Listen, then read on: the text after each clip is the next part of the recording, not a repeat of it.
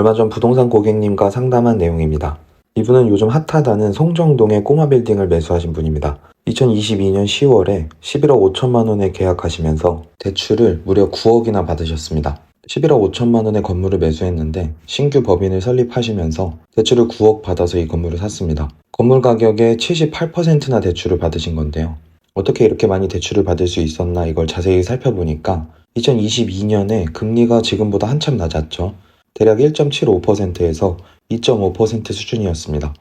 대출금리가 진짜 낮았던 이 시기에 법인으로 대출을 받아서 건물을 매수한 분들이 많습니다. 특히 이 시기에는 약간의 편법을 사용해서 건물을 살 수 있었는데요. 이 방법이 지금은 막혔습니다. 그래서 예전처럼 계약 시점에는 개인으로 계약하고 잔금 시점까지 법인을 설립해서 명의를 법인으로 변경하는 방법이 수월하지 않은 상황인데요. 꼬마 빌딩을 매수하려는 분들이 대부분 아직도 예전처럼 단일 건물로만 70%에서 80%까지 대출을 받을 수 있다고 생각하시는 것 같습니다. 지금은 좀 어려운 게 사실입니다. 물론 소득이 받쳐주는 법인이라면 가능하긴 하죠. 최근 정부에서는 부동산 가격이 오르는 것을 막기 위해서 은행을 통제하는 규제를 많이 하고 있는데요. 그래서인지 요즘에는 부동산 매수 손님 의뢰로 은행에 대출 탁감을 넣어도 결과가 원하는 대로 잘 나오지 않는 상황입니다. 건물뿐만 아니라 아파트 주택담보대출도 예전과는 상황이 많이 달라졌습니다. 대출을 많이 풀어주던 시기를 보면 22년 11월에 강남 3구와 용산구를 제외한 서울 대부분 지역을 규제 지역에서 해제했는데요. 이때 규제 지역을 해제한 이유는 아파트 값이 너무 급락하면 경제적으로 위험하다는 판단에서 그렇게 했죠. 이 시기에 은행에서는 주담대 한도를 결정하는 LTV, 주택담보 인정 비율이 70%, 그리고 규제 지역에서는 50%, 생애 최초 주택일 경우에는 80%까지 확대했습니다. 그리고 제한했었던 15억 초과 주택에 대한 담보대출도 다시 재개했고 꼬마 빌딩 담보대출도 최대 80%까지 해줬는데요.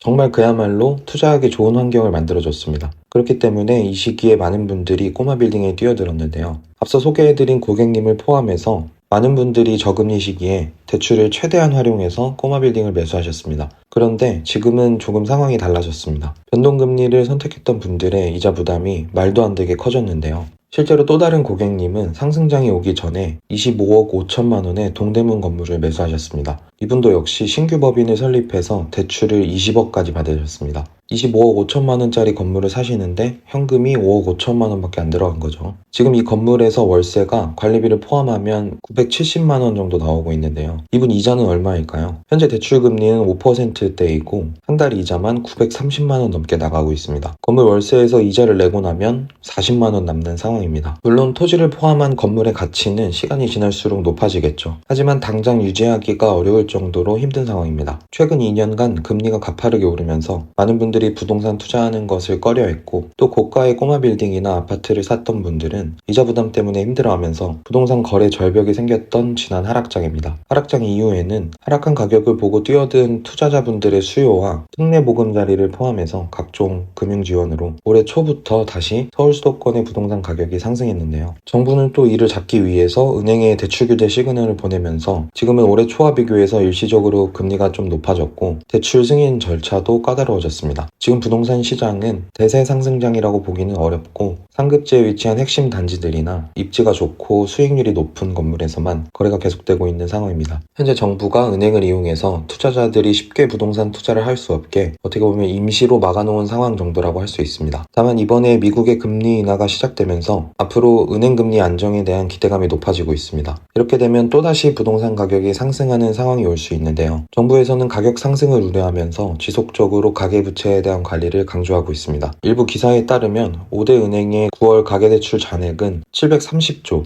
9,671억 원으로 8월 말보다 5조 이상 증가했다고 합니다. 가계대출 증가 폭이 5월달이나 6월달에 비해서는 크게 증가했는데요. 특히 주택 구입 목적으로 받은 대출이 높다는 게 주목해야 할 부분입니다. 사실 앞서 살펴본 사례들처럼 모든 분들이 어려움을 겪고 있는 건 아닌데요. 또 다른 상담 내용입니다. 이분은 수원 인계동에 모텔을 사신 분인데 이분이 해당 모텔 담보로 받은 대출 금액은 총 18억입니다. 대출 금리는 5% 초반이고 한 달에 원리금을 850만 원 정도 내고 계십니다. 이자가 적은 건 아닌데요. 이분의 경우에는 모텔 운영을 잘하셔서 이자 포함 지출 비용을 전부 빼고도 한 달에 순수익이 2천만 원 이상 나오는 구조를 만드셨습니다. 1년에 숙박 사업으로 인한 수익만 2억 4천만 원이 넘고 토지, 건물 가치도 계속 상승하고 있기 때문에 이런 분들은 금리가 높은 시기에도 여유 있게 넘기실 수 있었습니다. 수익으로 이자를 감당하고도 남는 정도의 사업을 운영할 수 있는 건물을 투자할 때는 대출을 최대한 활용하는 게 좋은 투자 전략입니다. 하지만 일반적인 직장 생활을 하는 맞벌이 부부나 혼자 버는 분이 남들이 이제 돈 번다고 하니까 영혼까지 끌어모아서 아파트 투자를 하거나 꼬마 빌딩을 투자하는 경우에는 금리가 높아지는 시기에 버티기 어려운 상황이 올 수 있습니다. 직장인 부부의 영끌 사례가 대표적인데요. 다음 보실 사례가 이와 같습니다. 이분들은 부부 합산 연봉이 1억 5천만 원 정도 되니까 실급여가 한 1억 2천만 원 정도 됩니다. 합산 연봉이라고 해도 1억 5천만 원이면 소득이 꽤 높은 분들이죠. 근데 1억 5천만 원의 부부 합산 연봉이라고 하더라도 정말 부담될 정도로 대출을 많이 받으셨어요. 이분들은 14억 5천만 원짜리 광교 아파트를 매수하셨는데 자금 마련을 어떻게 하셨나 여쭤보니까 부부가 모은 돈 2억에 부모님들께 증여받은 3억 그리고 주택담보대출로 10억을 받아서 아파트를 매수하셨다고 합니다. 10억 대출 이자만 얼마인지 확인해보니 300만 원이 조금 넘습니다. 대출금 10억을 40년 만기로 갚게 되니까 480개월을 나눠 갚게 됩니다. 그러면 이자와 원금을 합치게 되면 거의 매월 500만 원 정도가 나가게 되는데요. 이분들은 소득이 높으셔서 DSR, 그러니까 총부채 원리금 상환 비율이 40% 이하로 안정적인 편이긴 한데 그렇지만 이 정도 되면 연봉이 1억 5천만 원이어도 실수령액에서 사실상 이자와 원금을 갚고 나면 정말 살기 빠듯합니다. 연봉 1억 5천도 이렇게 힘듭니다. 또 말이 40년 만기지 40년 동안 대출을 갚아야 되고 이렇게 빠듯하게 생활해야 되는데도 불구하고 이런 결정을 내리셨는데요. 그 이유가 뭐냐면 이분들이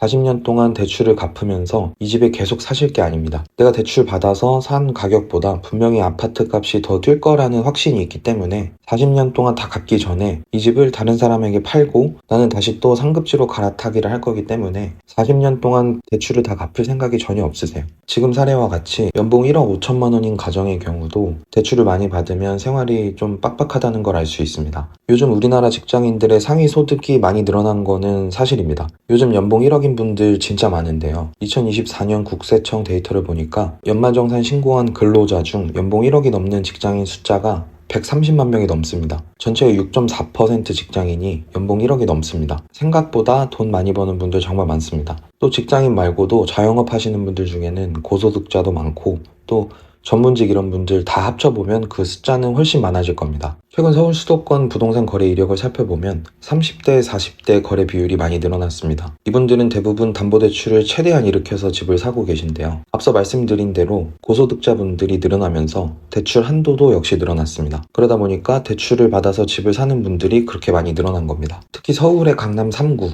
마용성, 분당, 판교, 수도권 신도시에 집중되어 있습니다. 이렇게 집을 과감하게 사는 분들의 공통점이 있습니다. 이분들은 대출을 줄여서 사는 게 아니라 대출을 최대한 당겨서 똘똘한 한 채를 찾는다는 게 바로 그 공통점입니다. 최근 서울에서 15억 초과 아파트가 거래된 비중을 보니까 21%가 넘습니다. 시간이 지날수록 부동산이 오르는 것은 어떻게 보면 당연할 수 있습니다. 그렇기 때문에 많은 분들이 대출을 받아 집을 사고 있는 건데요. 다만 너무 무리한 대출은 투자 결정을 하는 데 있어서 큰 리스크로 작용할 수 있습니다. 앞서 소개한 사례들처럼 감당할 수 있는 선에서 대출을 활용하시는 것이 올바른 부동산 투자 방법입니다. 사업 운영에 자신이 있고 노하우가 있는 분들이라면 그 사업을 건물에 녹여서 수익을 극대화하시면 도움이 되실 거고 또 소득이 탄탄하신 분들이라면 이자를 감당하실 수 있는 선에서 적정 금액대의 아파트를 선정해서 투자하시는 게 좋은 선택입니다. 리스크 관리 잘 하셔서 반드시 부자 되시길 응원드리겠습니다. 앞으로도 다양한 사례로 찾아뵙겠습니다. 오늘도 끝까지 시청해주셔서 감사합니다. 오늘 영상이 도움되셨다면 구독, 좋아요 부탁드립니다. 감사합니다.